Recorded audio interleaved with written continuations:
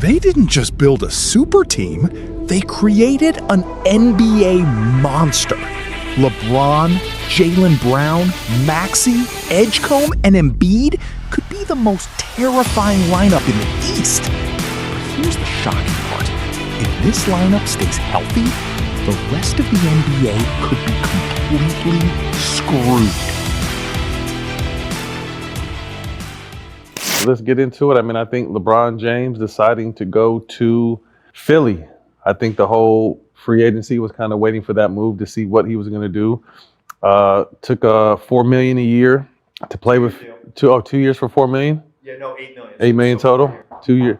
Think, boys. Well, back Bron, 2 year, $8 million. When you first heard the deal, what'd you think, or the move? What'd you think?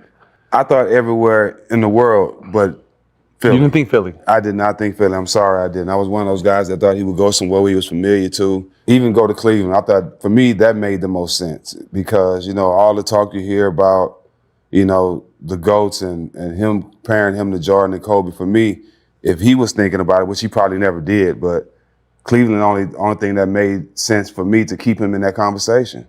Because you go back home, you bring another championship there with the team they have there. I think that's bigger than winning the championship with any other team that's already built to win the championship. You're the best player in the league, as you say. So going to a team that's already championship ready, that's not really that's not what I would look at as the best player in the league challenging himself. You know what I'm saying? He's done it before, and he has the right to make his own decision, just like I have the right to my opinion. I don't think that was a best player in the league move, or what a guy that I respect as being the best player in the league would do. I looked at it a couple different ways. I felt like if he wanted to win, he was going to go to Philly or Minnesota.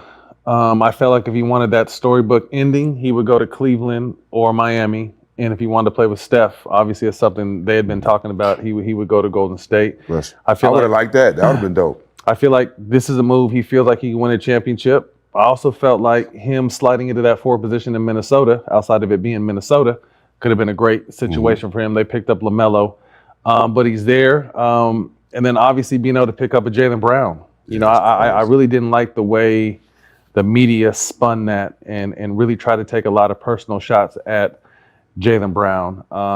This guy's second team All NBA, should have been first team. He was in the MVP voting, carried Boston the entire year, obviously an earlier exit than they planned. And then I really think, Jack, that the media and punk ass anonymous sources got in the mix of that situation. And I think the outside noise got really loud, and they decided they were better off without Jaylen Brown. Yeah, one of the highest paid, an intelligent nigga. Of course, there's gonna be a lot of people saying different things because he don't just, get along to get along. He's not that type of guy. Yeah. And when they talk about him, he don't respond in no ignorant way.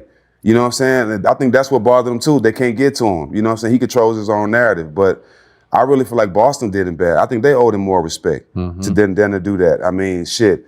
He, like you said, he carried the team. You bring Tatum back, but Tatum was hurt still, and they still. So I don't know what they expected from him. I think he did everything that he could do to keep that team where it was while Tatum was down. But just to trade him like that, I think they owed him more. And also too, I think the fact that he started jumping on not social media, but streaming. Yes. And to your point, controlling his own narrative. Yes. He was someone we talked to Jaylen Brown when he was young. He right when he cut the flat top off. And I was so impressed with just his intelligence and his point of view, his understanding of business and basketball, and obviously his talent. For someone to average nearly 37 and 5 last year, to kind of get dogged out the way Boston tried to dog him out and then paint a dirty picture of him. To me, that shit was fucked up. Yeah. And then, like I said, then the media jumps in and everyone starts taking sides.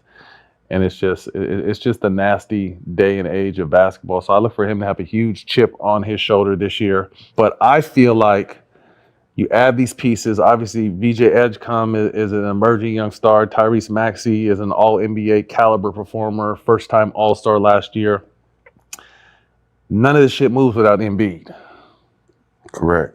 None of this shit moves, in my opinion. None of this shit moves out of me. Let me ask you a quick question while we're on it. You don't think this on the whole edge come back a little bit? I don't know. To reach his full potential?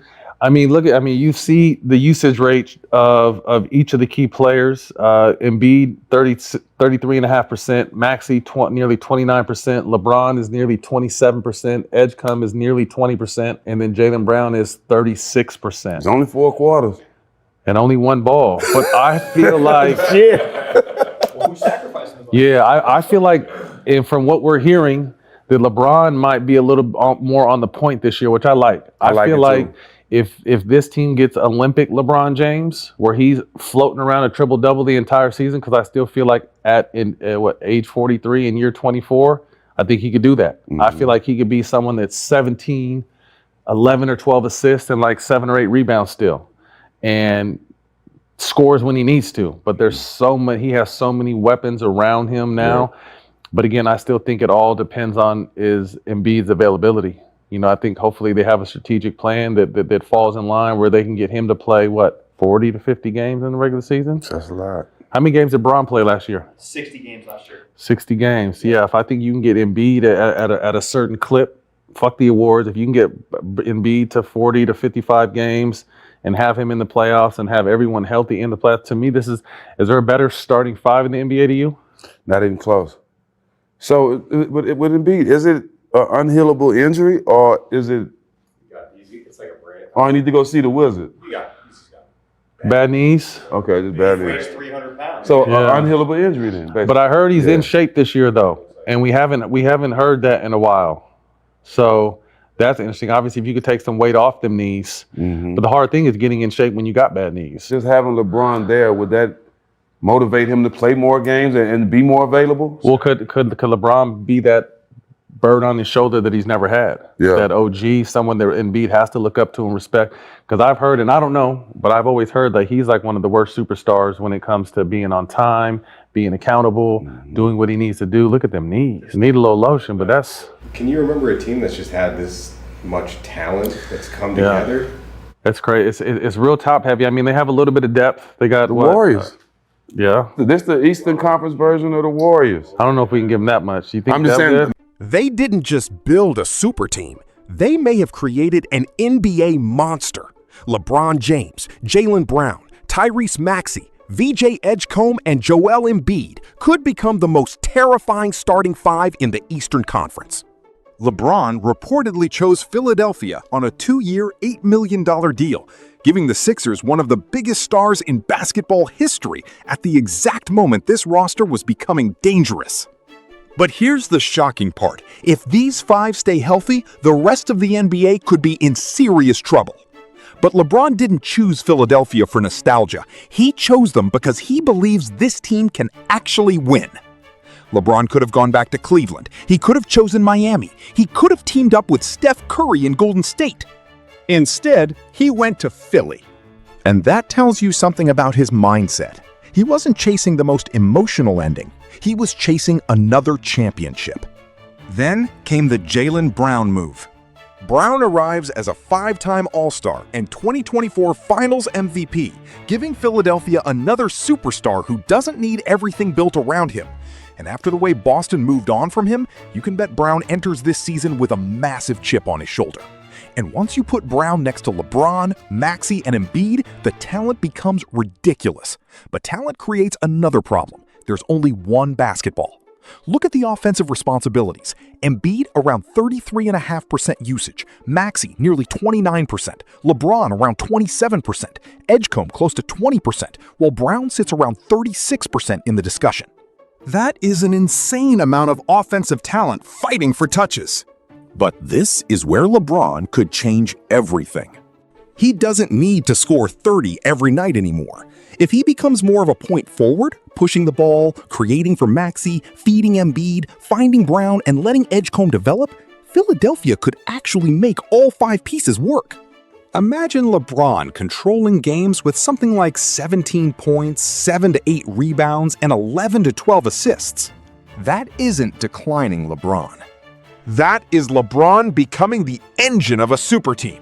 But there is one problem that could destroy this entire experiment before it even reaches its potential. Joel Embiid.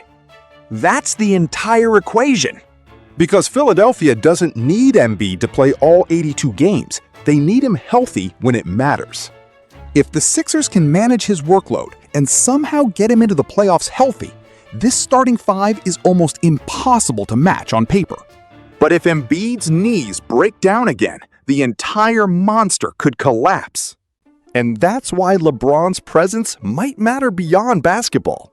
He could become the veteran voice, pushing Embiid toward better preparation, accountability, and consistency. Because if Embiid stays upright, something terrifying happens. Maxey gives them speed, Edgecombe gives them youth, Brown gives them physicality, LeBron gives them experience and playmaking, and Embiid gives them an unstoppable interior presence. That combination is absurd! Of course, chemistry has to work. The ball has to move. The stars have to sacrifice touches. And the biggest question of all remains health.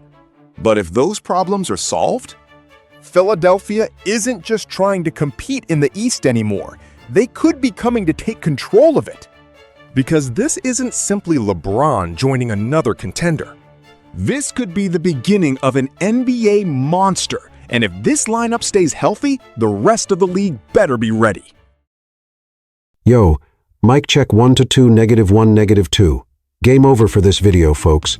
Smash that like button, drop a comment, and subscribe to stay in the huddle for more. This is NFL Madness, bringing the heat and signing out.